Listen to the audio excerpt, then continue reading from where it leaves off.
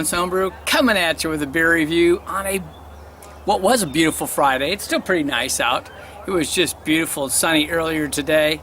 So we're making our way into spring. It is April 20th. And my good buddy Jim mentioned a beer that kind of re-released from a brewery. Here it is. Thank you, Jim. It is the Kiss the Goat from Gigantic Brewing. It is a black Doppelbock. That's right, a black Doppelbock. You've probably never heard of that style before. That's kind of a thing by Gigantic Brewing.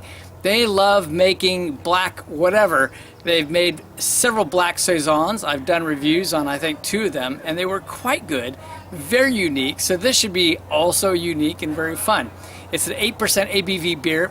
It's I love the description though. They say it's perfect for midnight masses, dancing naked in the moonlight, and malevolent altars. Turn up the sons of Huns, toast the dark, now turn and kiss the goat. The Sons of Huns is a hard rock band here out of Portland, Oregon, and they have their own kind of psychedelic sci-fi style.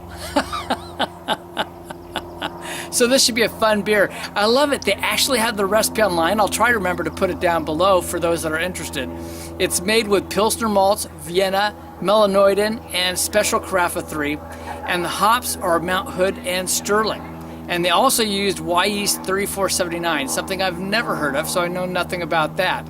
But it should be a fun one to try. Let's get it cracked open. All right, well, it's not completely black, but it's probably a bit darker than your normal Doppelbock. Doppelbocks tend to be a bit on the sweet side. I do enjoy them from time to time.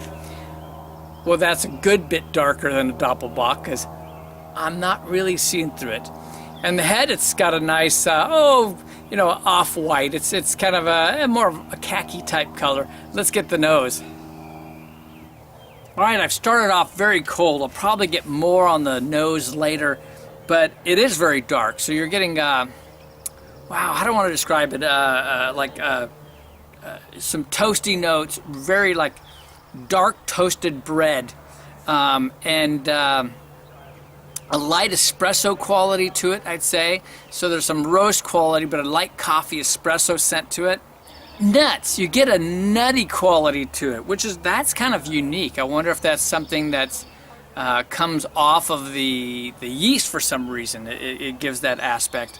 But definitely that toasted quality. I like the dark toast, and I don't know, it smells quite good. We'll see what else we get as we go along. Let's jump in though for the taste. Cheers.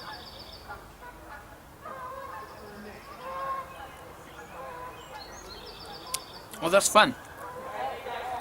Yeah, it's very dark. It needs to warm up a good bit. We got a party going next door. Right on. I'll go bring some beer. But yeah, very much dark. But the body is what's interesting. It's a light to medium body. It comes off. You think it's going to be a much bigger beer. It's 8%, but it's a little thinner than you might have expected. Doppelbocks, I generally expect to be have a little bit more of a, I wouldn't say syrupy, but almost a little bit more of a mouthfeel to them than that usually. And this is like a really mellow, kind of easy drinking as far as I'm concerned. A lot of times Doppelbocks wouldn't be quite cloying, but they can be very sweet. They kind of lean towards that direction for me. This is not that at all, because they really have brought in these dark malt qualities, and that's going to be that Special Carafa 3 that's really doing that job. But the hops are bringing in, like shifting it up, and it's a very lightly hopped, I can tell, but it gives it almost just the lightest spicy quality to it. You know, you could almost think of like a rye quality, though there's no rye in this. That's all coming from the hops.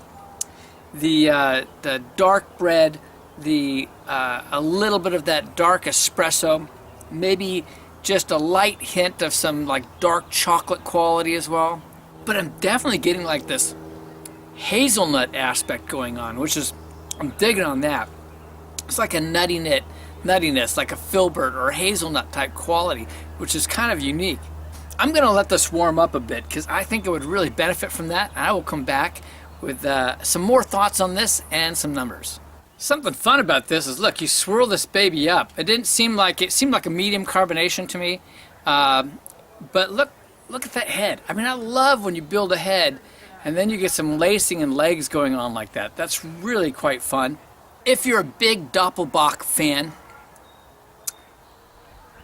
and you don't like dark beers per se, this is not for you. Because this is really nothing like a Doppelbock, if you ask me. Has a few qualities like a Doppelbock, but it's kind of unique to itself. It's very dark.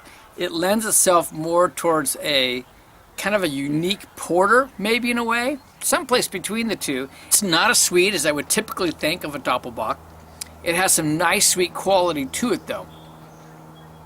But it's just really smooth. It almost has a light creamy texture to it, especially with that head that builds on it, which is very pleasant. I'm going to enjoy the rest of that bottle tonight.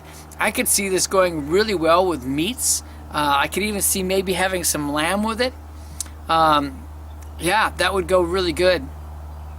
But somehow now I have a craving for toast. As it's warmed up, I almost get the lightest vanilla quality to it. That's probably that part of that creamy aspect. But I'm rather enjoying this, the light spicy quality coming from the hops and some of the nutty qualities coming off of it. It makes it a really unique beer unto itself. Let's go for ratings though. How would we rate this? Well, first of all, I usually do style. I can't go there. This is nothing like a Doppelbock. It really doesn't have any of those qualities at all. It just wouldn't be fair to go there. So let's talk about this overall. I'm rather enjoying it. Like I said, it's easy drinking. It's got that nice creaminess. But all these qualities that I named, you got your toasted bread, which is good. Maybe a hint of some brown sugar, possibly. A little bit of a coffee aspect. Lightly, more of the roast quality is what comes through. Even maybe a slight bit of burnt toast on there, which is I kind of like sometimes. That works for me. But the nuttiness and that light spiciness to it, which almost gives it a rye quality, makes it kind of a fun beer. It's not going to be any kind of world class. It's not going to be outstanding beer, but I would say it's very good. Well, I'm hedging around, and a lot of you know I probably tend to score high anyway. I'm going to give it an 89. I'm really liking it. It's a fun beer. It's a unique one. I love that they do creative things with the beers. Here it is again. It is the Kiss the Goat, the Black Doppelbock by Gigantic Brewing out of Portland, Oregon. It's a local brew. You know what? If you've ever tried any of their black saisons and enjoyed them, I would say give this one a shot. And if you just like dark, interesting beers or Doppelbocks and want something different, I'd say go for it. This is Kevin Clemens Homebrew saying life's too short to drink cheap beer, and I'll see you in the next beer review.